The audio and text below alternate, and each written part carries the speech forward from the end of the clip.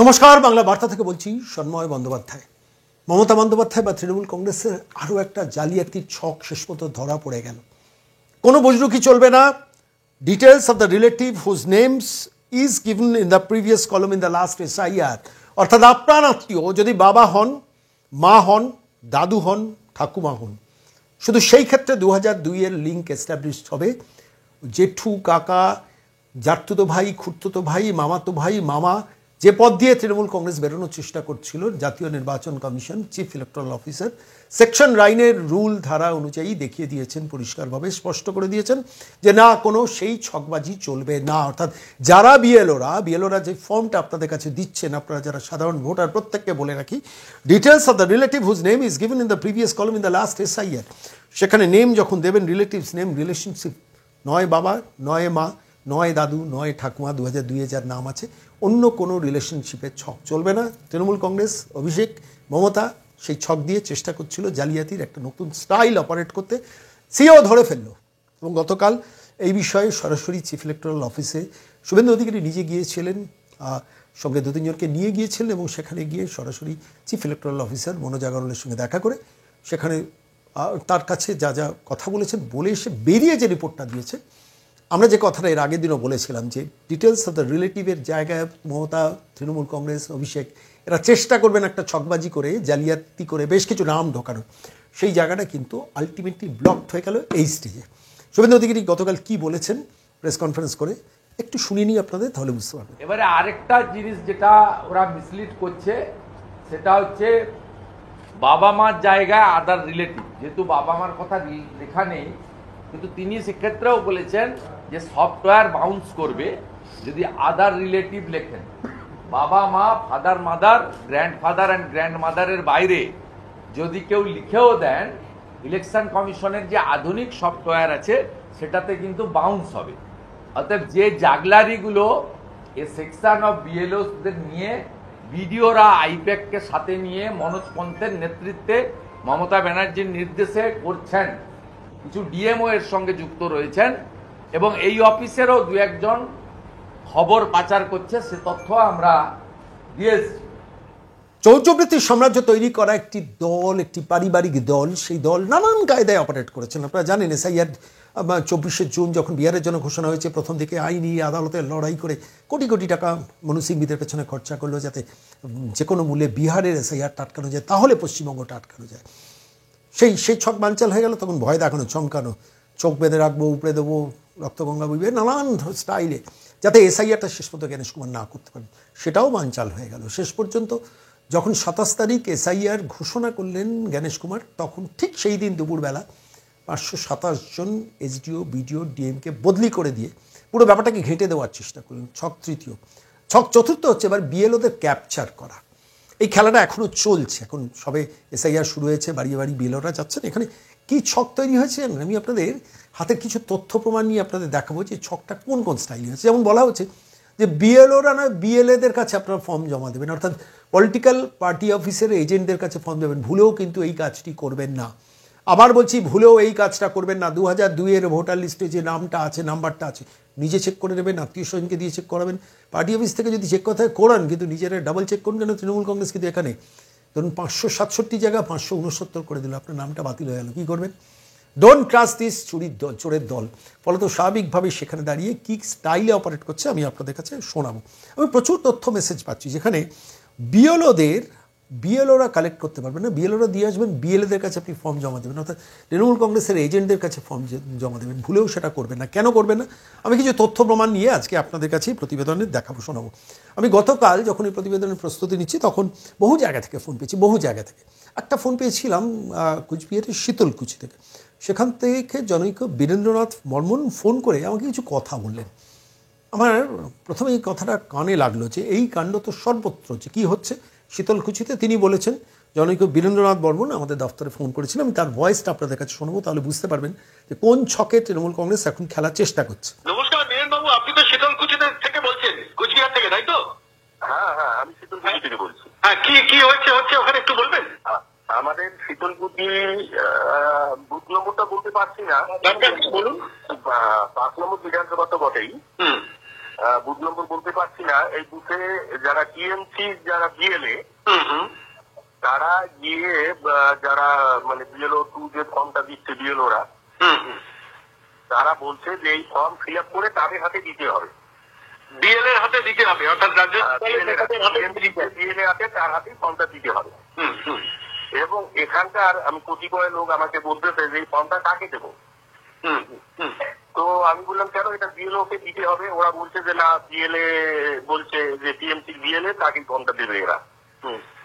এইরকমই এখানে শুনতেছি। অনেক ধন্যবাদ। শুধু আপনার অবগতির জন্য একটা কথা বলে রাখি, সেটা হচ্ছে কোনো বিএলএ কে ফর্ম দেওয়া যাবে না। আপনার ফর্ম যদি বিএলএ কে দেন, মানে বিএলএ এর কাছে ফর্ম দেওয়া মানে সেটা বাতিল হয়ে যাওয়ার জায়গা তৈরি হবে।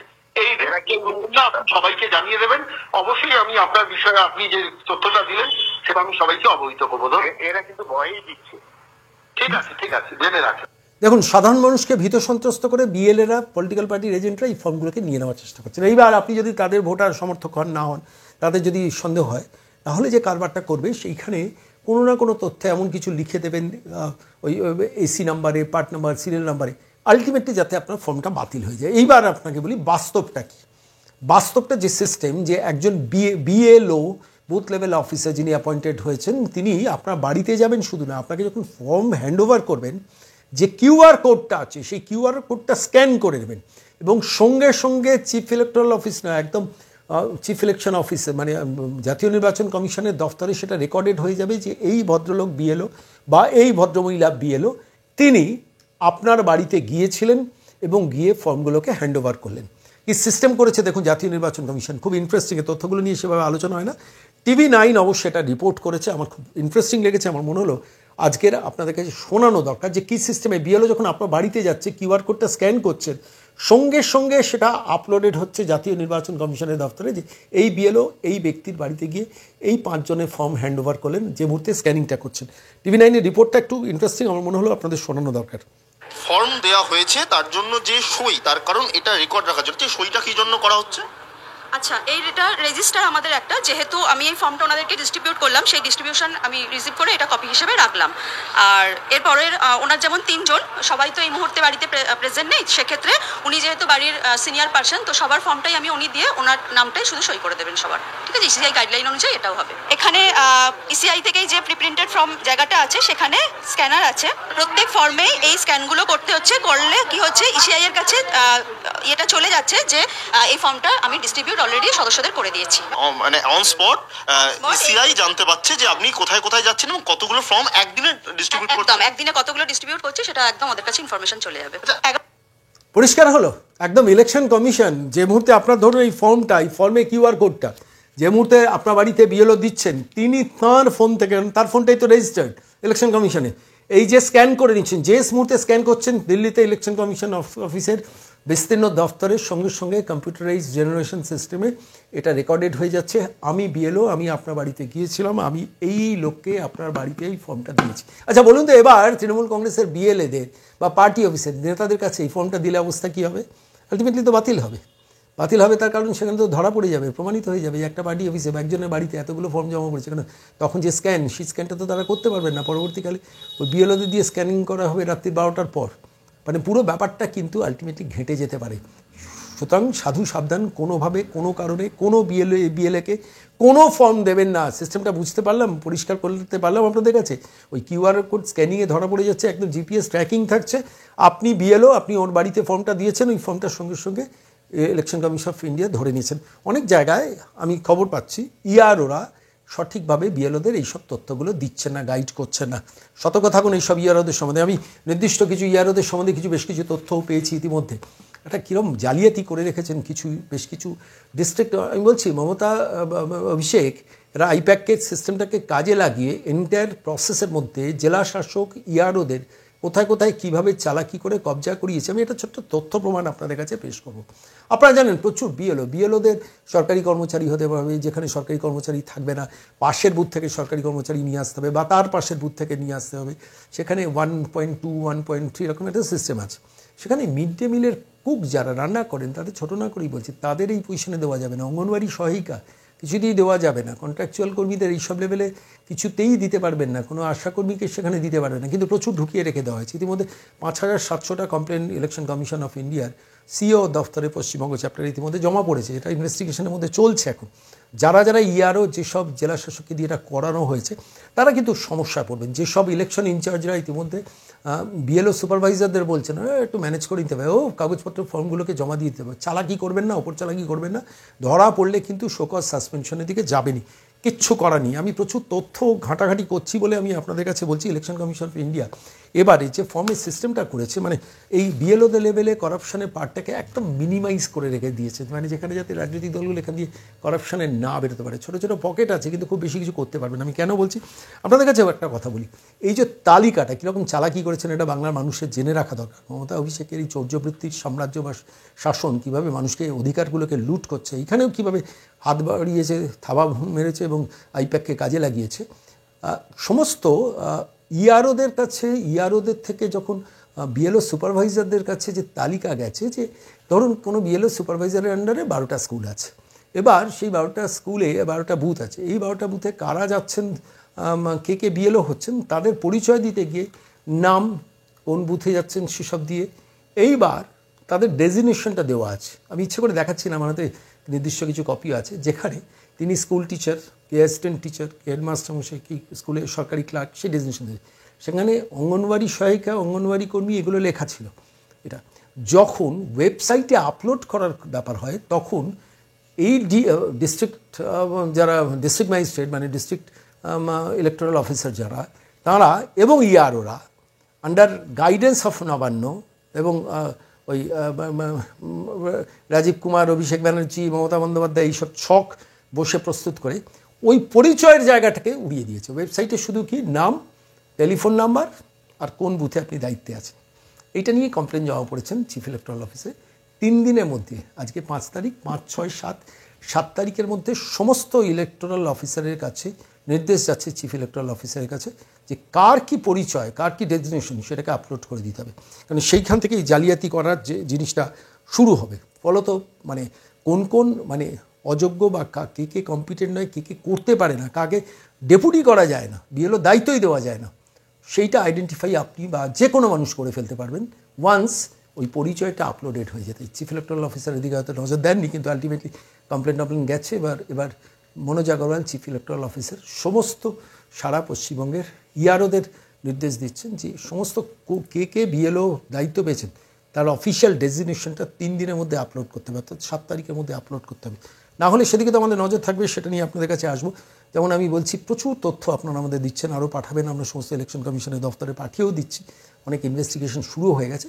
আমি একটা ছোট্ট তথ্য দিই, আমি আজকেই কথা বলছিলাম যে একটি আমার খুব পরিচিত জায়গা পানিহাটির মধ্যে, সেখানে একজন অঙ্গনওয়াড়ি সহায়িকাকে ডেপুট করা হয়েছে। অঙ্গনওয়াড়ি সহায়িকা মানে অঙ্গনওয়াড়ি রান্না টান্না করেন তিনি, এবং তিনি ওই স্কুলে আরেকজনকে ডেপুট করে দিয়ে তিনি রান্নার কাজ করেন, নিজে ডানলপের কাছে বুটিকের কাজ করতে যান। আমি তথ্যটা পেলাম, আমি ইলেকশন কমিশনকে পাঠিয়ে দিয়েছি।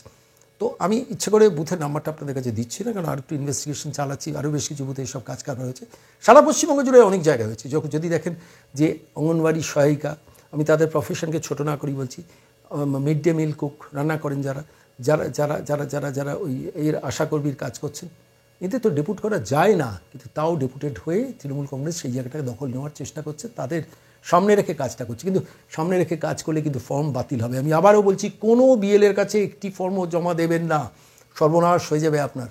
আপনি যে 2002-এর নাম্বারটা সিস্টেমটা আমি গত পরশুদিনই দেখিয়েছি আপনাদের কাছে, কীভাবে 2002-এর ভোটার লিস্টটাকে খুঁজে বার করবেন, আমি আবার দরকার হলে আপনাদের কাছে দেখাবো। কিন্তু কোনোভাবে কিছুতেই তৃণমূল কংগ্রেসের ওই হেল্প করার নামে যে কারবারটা করা হচ্ছে, সেই কারবারের ফাঁদে পা দেবে না। কেন জানেন, আমি আপনাকে আজকে এই প্রতিবেদন শেষ করার আগে একটা অডিও মেসেজ আপনাদের শোনাবো। মমতা বন্দ্যোপাধ্যায় গতকাল ওই অবৈধ অনুপ্রবেশকারী আর রোহিঙ্গাদের জন্য কলকাতার রাস্তায় ভাইপোকে নিয়ে পথ হাঁটলেন না, লক্ষ লক্ষ টাকা খরচা করে, সেইখানে একটা বক্তব্য রেখেছেন। সেই বক্তব্যে কী বলছেন, কন্যাশ্রী আছে তাহলে কাজ চলে যাবে, ঐক্যশ্রী আছে তাহলে কাজ চলে যাবে, আপনি কোথাও বাড়িতে ভাড়া আছেন তাহলে সেই ভাড়ার রিসিট দিয়ে চলে যাবে।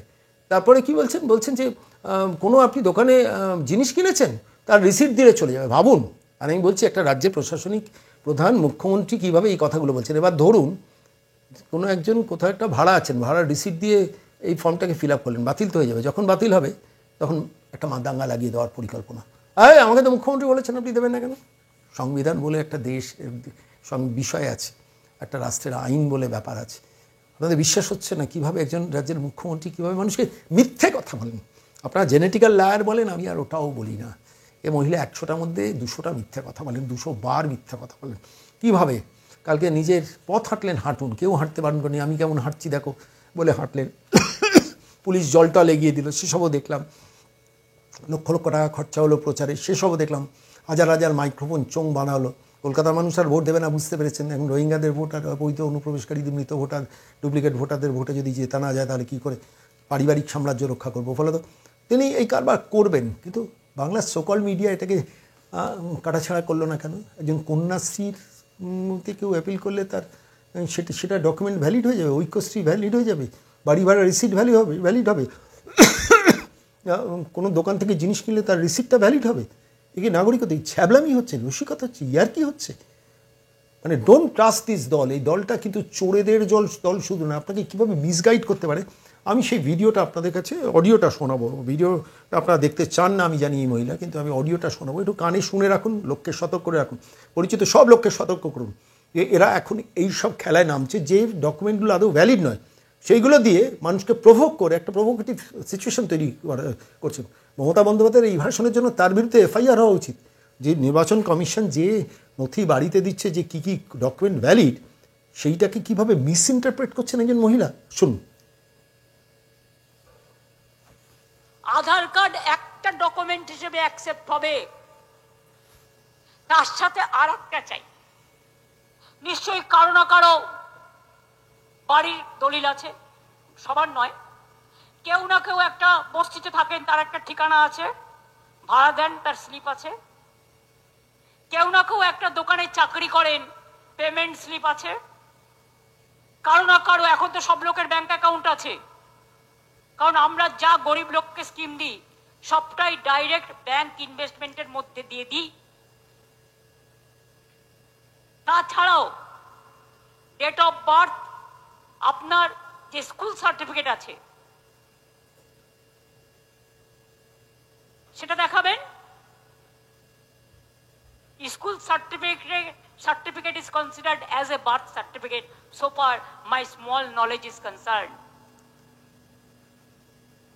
কারো কাছে কাস্ট সার্টিফিকেট আছে, ওবিসি সার্টিফিকেট আছে, ঐক্যশ্রী সার্টিফিকেট আছে, কন্যাশ্রী আছে,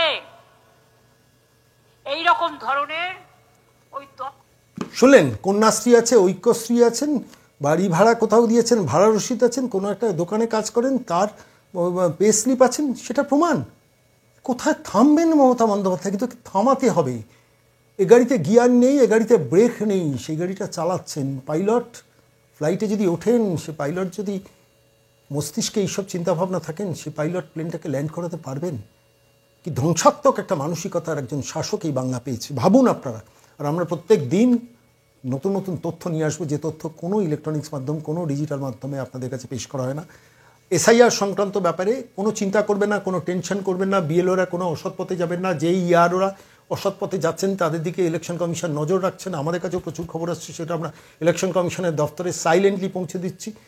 যেসব ইলেকশন ইনচার্জ বা এই ইয়ারওরা অসৎ পথ নেওয়ার চেষ্টা করছেন, প্রচুর তথ্য পেয়েছি, আমরা পাঠিয়ে দিচ্ছি। বিশ্বাস করুন, কোনো সোর্স ডিসক্লোজ না করে। অবশ্যই আমাদের কাছে ফোন করবেন আর চোখ রাখবেন বাংলার বার্তায়। সকাল 8টায় সঙ্গে থাকবেন।